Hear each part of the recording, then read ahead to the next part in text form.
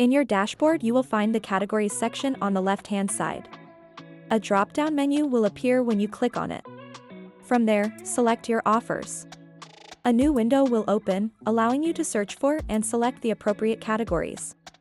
If your desired category is not available, please click on Category Not Found.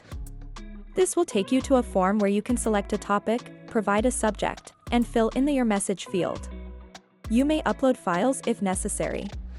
Once you press Submit, a ticket will be created, and we will process and review it.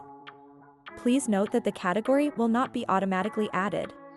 Next, enter a general term for the products you wish to offer in the search bar. In Mr. Smart's case, this would be furniture. Mr. Smart selects the products he offers. Afterward, click Save, and your categories will be updated. In the next step, navigate to your demands, where you can search for products you are looking to source for your company.